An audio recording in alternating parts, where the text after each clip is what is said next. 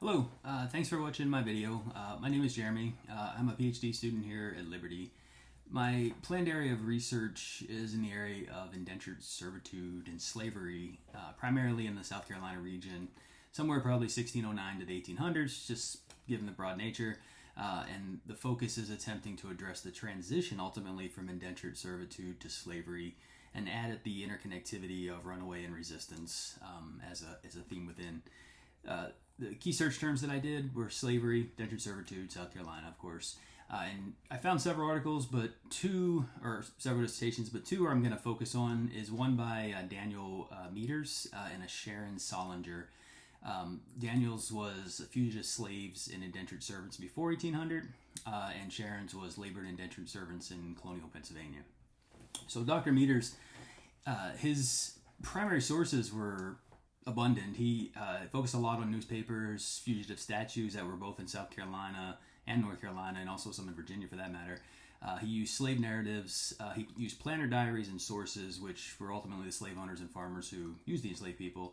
He also used traveler accounts, which were people who traveled to and from these regions and witnessed a lot of the interactions, as well as parish transcripts, which are primarily a South Carolina resource that are focused on various papers, official letters, documents, etc. And for Revolutionary period, he also focused with the British headquarters papers, and Tales of Oppression was a source that was used, and this is fugitive slave accounts. Some of the methodology that he focused on was initially establishing the enslaved fugitive mentality and getting an understanding of kind of who the people were and where we're coming from in that perspective. But he also identified the laws and statutes that made flight or any form of resistance illegal.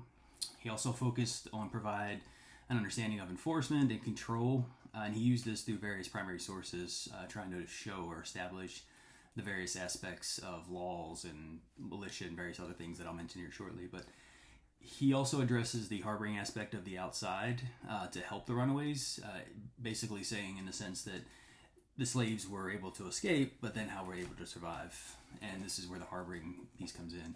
But there was also an ending aspect of re-enslavement of those who were recaptured. And a lot of original source documents like letters were used to kind of address that sentiment, if you will. But his content is really kind of focused on fugitive enforcement, harboring, and re-enslavement. There's multiple components, but those are really the key pieces that are kind of listed throughout. And in the end, he really concludes various things, about 5 or 6 different things. And one is that slaves resisted in a variety of manners. So he mentions a lot of a limited attention to rule, malingering, work slowdowns, flight, poison, arson, suicide, self-mutilation, killing of the planters and their family, and insurrection, which was the most defying ultimately in the terms of how a enslaved person would operate. From the enforcement perspective, he kind of addressed the whole fugitive ads, fugitive laws, watchmen, militia, and the use of terror. And he determines that ultimately these are the key components that are going to try to stop the runaway or the fugitive resistance concept. And another conclusion that he really ends with as well is the Revolutionary War period. So the escape of thousands almost ended the institution of slavery in his eyes. And he says that this impacted the planters' profitability, which transitioned them to the idea that they were more concerned with the money than the individuals. So primary reason for the transition from servitude to chattel slavery was the fact that the Revolutionary allowed thousands of people to escape at a given time, which almost ended the actual institution of slavery.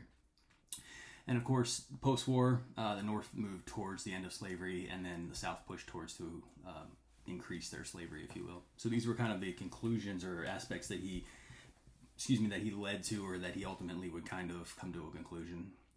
Dr. Salinger, on the other hand, she also uses various published manuscripts, tax records. She uses something called poor records, which are accounting records, newspapers, letters, court records, of course. And her methodology is to focus on establishing understanding between the two of indentured and enslaved.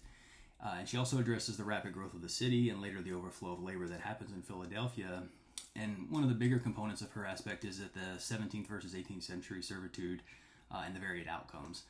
So the ending of her focus is going to be with the 18th century post-servitude, but the key component within that is really the idea of the varying difference between servitude in the 17th century and ultimately chattel slavery in the 18th century. Her content is, again, kind of broke down, as already mentioned: indentured service, society acceptance, 17th century and 18th century servitude, and of course post-servitude experience. And some of the conclusions that she ultimately ends up with is the servitude intent initially. She establishes that labor and opportunity was for those to seek opportunity in the New World at the end of the day, right? The idea was they needed labor forces, people wanted to go, hence the two went together. But unfree labor is a crucial role in the development of America is also something that she kind of established. This is an argument that's been made by other historians. And of course, Philadelphia's rapid growth, this increased the demand for labor and servants. And this is also a period of time when the 7 Years' War ends, etc. And we're going to see kind of a transition from indentured to a wage labor system. So some of the early servants who came to the region that she covered, Pennsylvania, traveled with their masters, if you will, and later servants were chattel and considered a commodity, so the transition did occur eventually. And the 17th century indentured servants fulfilled conditions and ultimately would obtain their freedom, and whereas the 18th century indentured servants, or slaves at that point, they did not. So one of her biggest pieces is showing the very difference between the 17th and 18th century. So I think at the end of the day, both of these examples will help me further my research, give me much more detail to kind of focus on and areas to kind of grow and unpack and expand. So thanks again for watching. I appreciate it.